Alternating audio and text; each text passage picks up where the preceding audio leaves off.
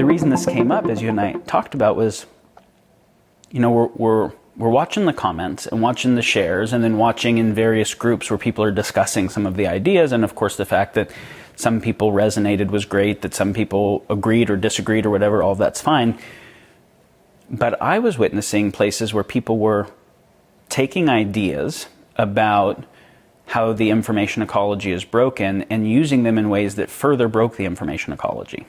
They were, you know, like, it's very easy to recognize that some news is to some degree fake and then assume or make the story that it's the other side that has all fake news, right? Which is now basically a fake news strategy or a narrative warfare strategy itself against the other guy, because as soon as you see that the other guy, the other side, whatever it is using information as a weapon, then you can use the fact that they're using information as a weapon itself to engage in that process. And we started seeing this happen, and started seeing, like, even in the comment thread, where people's responses were not really seeking to understand and engage in a process of deeper understanding. They were seeking something else, which was how to launch counter responses that would either get likes or seem smart or position them securely at the center of their in-group, or, you know, whatever it is. And so, and it wasn't just that video. It was like, you know, I actually feel kind of an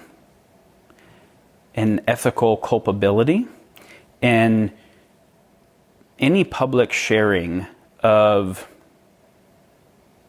tools, right? Metaphysical tools, knowledge tools. So whether it is a psychological principle or an insight, or a cognitive or an epistemic tool, or like a sense-making or frameworks kind of process, or a virtue, or a narrative, that those tools can be weaponized, and especially in a context where almost everything is being weaponized because everybody feels like they're at war of some kind, then what I don't want to be doing, and what I know you don't want to be doing, as you know, with Rebel Wisdom, is actually, in the name of addressing culture wars to try and heal them, and bringing thoughtful, smart, insightful people on something like Rebel Wisdom to share insights, that those insights get taken in some distorted way and used to further culture war. And so they're wanting to really address basically how all ideas can be weaponized, all true ideas can be used for distorted purposes, and to show how ubiquitous that is, and to show how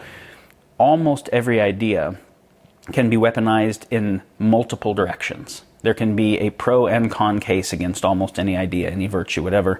And the reason I want to share this is so that people notice it when it's happening in other people and in themselves. And so, like, this video is useful only if people are actually interested in trying to make better sense of the world, like actually hold more clear beliefs about the nature of ground reality, and to engage in earnest and in good faith with others to share sense-making towards being able to make better choices to make a better world. If someone is simply wanting to make sure their agenda wins, whatever that agenda happens to be, that they're already sure enough that they're right about, then all of this will not be that helpful, except insofar as it can be weaponized. So it's kind of the paradox that we spoke a lot in the last film about a more ethical and more grounded and more truthful sense-making, but even that language itself can be used for, can be weaponized and used for, what, pathological ends, basically. Yeah, and pathological is a strong word, and so I kind of want to speak to that. Self-serving, is that a better word? Self-serving is good, and that ends up being pathological for the whole, where self-serving leads to different types of conflicts between selves and commons. Then that ends up being pathological to a larger scale, right? And oftentimes people don't think they are engaging in a self-serving way. They think they are engaging in a way that is good for the world as they understand and as their in-group holds and understands. And it's hard for them to think about engaging in good faith with people that they think are bad and basically hurting what they care about. So if people on the left think that climate change is about to make the entire planet uninhabitable and cause massive and irreversible existential risk, and that as a result, anyone on the right that doesn't think that's a climate denier, is basically killing everything, running the risk of killing everything. Their kids, their grandkids, them, like the true, the good, and the beautiful, the right is actively seeking to hurt. They're not trying to understand them or engage in good faith. They're just trying to win, because those guys are clearly wrong and bad, right? And similarly, if you're on the right and you see that the left is trying to destroy the traditions that you hold as what has actually made it through the trials of history, that actually works and is good, and is trying to basically destroy what you're trying to conserve, which is what was true and good and beautiful, and you believe that their science is distorted and etc., then similarly, you're not trying to engage in good faith. So for the most part, I don't think that people think they're engaging in bad faith, or they think they're self-serving. They're just over certain about perspectives that are under complete.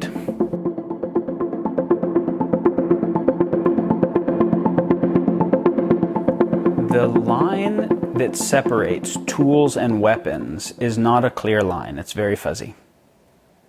So let's think about physical tools and physical weapons for a moment. A weapon is a tool to accomplish a goal in a adversarial context. A tool is basically some kind of techne or some kind of invention to accomplish some kind of goal, maybe or maybe not in an adversarial context. We can see that most any tool that was developed for a not weapon purpose could be weaponized if it needed to be. So the kitchen cutting knife is a tool that is obviously to prepare food in the kitchen, but it could be weaponized if one needed it to, and so could a hammer, and so could a screwdriver, and so could a chainsaw, and so could a car, right? So could my laptop if I needed it to be. And so we can see that pretty much any tool can be made into a weapon.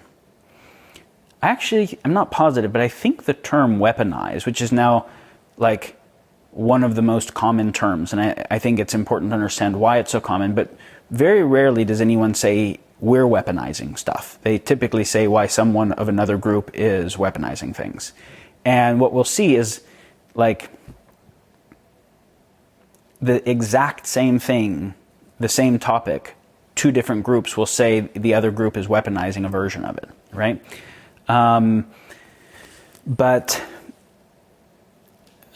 Weaponizing safe space and vulnerability and whatever on the left side versus weaponizing free speech to just do hate speech on the right side, right? That kind of debate. I think that the term weaponized was actually coined, or at least popularized in recent time, after World War II by Wernher von Braun, the Nazi rocket scientist that we brought to the US to lead a lot of our rocket and also ICBM work and the Apollo project, as he was talking about taking the rocketry capabilities and things like Apollo and being able to weaponize them by adding nukes to them. And so that was basically take a tool that is not a weapon and learn how to weaponize it. And in the physical domain, we can see that anything can be used as a weapon. The same is true with metaphysical tools. So psychological tools, tools that can actually help shift people's psychology, or cognitive tools, tools for sense making, or communication tools, right? Tools to be able to create rapport or to be able to influence other people's thought. All of these, and even tools or principles or insights of good behavior, i.e. virtues or morals, all of these can be used to advance some agenda in a way that has some distortion and that creates some harm. That's how I'm going to define weaponize. And maybe that's some of the way we can start to think about the demarcation between tool and weapon, is that a weapon is going to be causing harm if it is deployed. And that if it's not deployed and it's basically being used to avoid violence by saying we can commit violence, right? It is still its capacity to cause harm that is its basis of effectiveness. Well, interestingly, when we think about so many of the tools that we don't think of as weapons, but we think of as just things that supported human life, we could think of many of them as weapons against nature, right? If we're cutting down all the trees or harpooning whales or whatever, like they were clearly weapons against somebody. And a lot of the environmental harm that's happened that is now making a much less hospitable planet for us to live on was actually those tools being weapons in some context. So this is actually a very deep thing to think about is, man, our ability to make tools makes us super powerful. Because, of course, the other animals just have their corporeal tools for the most part, the tools that are built in, and they don't get to upregulate the capacity of those quickly. They upregulate very slowly with natural selection, but we get to upregulate ours very quickly across lots of different areas, and that's why we have the capacity to destroy whole ecosystems and to make new types of environments, cities and whatever, and to like actually engineer new species and extinct species. So given that our ability to influence the environment and others in the world, the capacity of our choice is evolutionarily unprecedented because of our tool-making capacity, and especially as our tools keep getting more and more powerful and are in the verticalizing part of an exponential technology curve, given that our choice-making capacity is evolutionarily unprecedented, our choice-making basis has to also be evolutionarily unprecedented, which means that we can't just engage in self-advantaging behavior, including rivalry where it occurs, with the level of technological capacity we have. And that is kind of the whole conversation here. Obviously, being able to do deep abstract reasoning and conversations with other people mediated by symbolic language is also an evolutionarily unprecedented capacity, just we're not using it very well, right?